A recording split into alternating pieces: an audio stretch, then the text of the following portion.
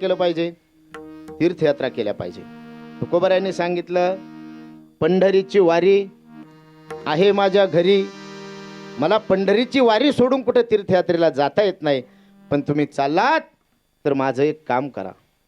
काय करा? मी 3 पत्र देतो. पहिलं पत्र कुणाला द्यायचं? पहिलं पत्र गयाला द्यायचं. माझे झाले गयावर्जन, फिटले पित्रांचे ऋण, पिंडपदावरी दिला आपुलिया करी. पहिलं पत्र गयेला द्यायचं. दुसरं पत्र पवित्र अशा भागीरथीला द्यायचं, कारण त्याच्या स्नान केल्यानंतर सर्व पाप धुवून जातात. दुसरं पत्र भागीरथीला द्यायचं आणि तिसरं पत्र कुणाला द्यायचं? अभंगाच्या पहिल्या चरणास. तुम्ही विश्वनाथा,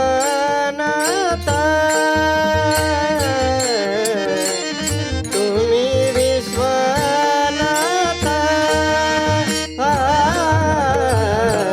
तुम्ही विश्वनाथा, तुम्ही विश्वनाथा, तुम्ही विश्वनाथा नाथ, तुम्ही विश्वनाथा नाथ, तुम्ही विश्वनाथा,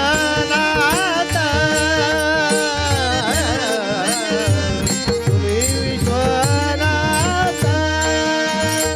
दीन रंगाने अनाथ, दीन रंगाने अनाथ, कृपा कराल ते थोडी थोडी, कृपा कराल ते थोडी थोडी. दीन रंगाने अनाथ, दीन रंगाने अनाथ,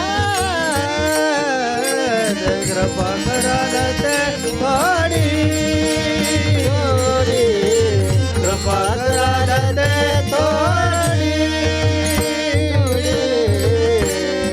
थोडी. तुकोबारायांनी तिसरं पत्र लिहिलं ते भगवान काशी विश्वेश्वराला लिहिलं. काय लिहिलं? तुम्ही विश्वनाथ, तुम्ही या विश्वाचे नाथ आहात. दीन रंक मी अनाथ. रंक म्हणजे कोण? राजा. दीन म्हणजे धनी आणि नाथ म्हणजे अनाथ. तुकोबाराय सांगतात मी अनाथ आहे. त्या भगवंताला तुकोबारायांनी पत्र लिहिलं आणि काय सांगतात तुकोबाराय?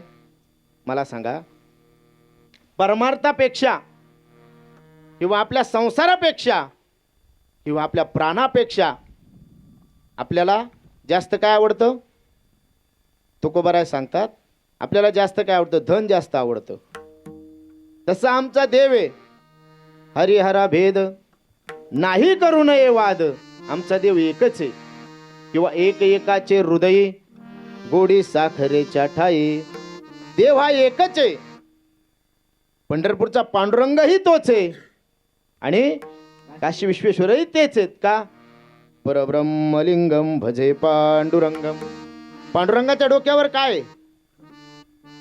साक्षात भगवान शिवजी आहेत.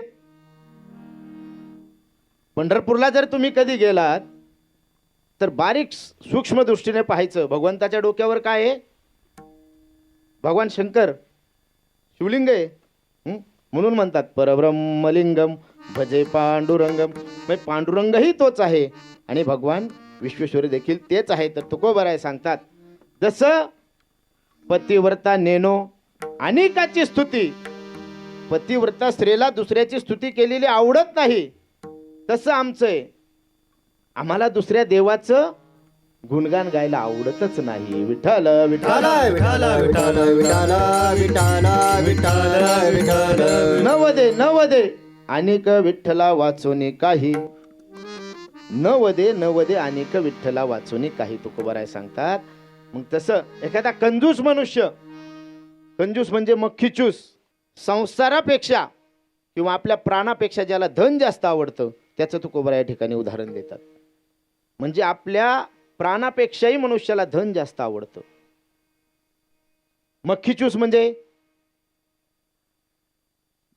म्हणजे कढी, आपल्याकडं कढी. त्या कढीत माशी पडली.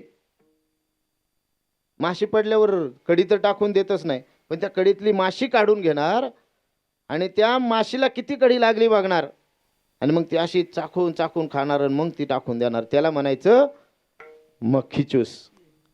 अशी माणसं, कंजूस माणसं तुकोबाराय सांगतात आपल्या प्राणापेक्षाही त्यांना धन जास्त आवडतं.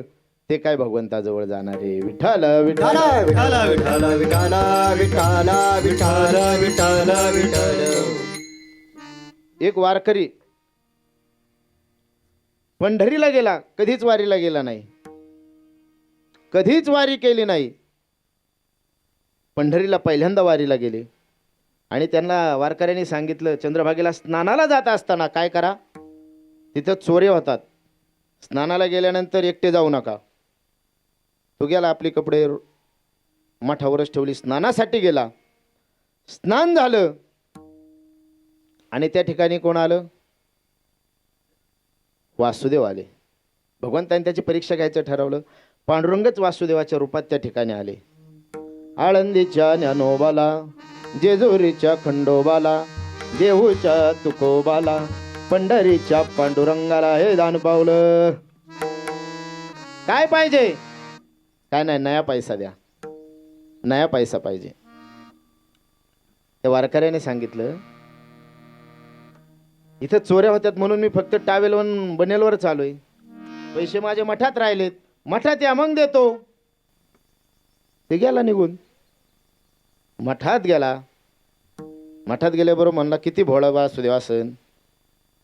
मी म्हणलं मठात याने काही विचारलंय नाही कुठला मठ, इथं पंढरपूरमध्ये मठ काय थोडे आहेत का?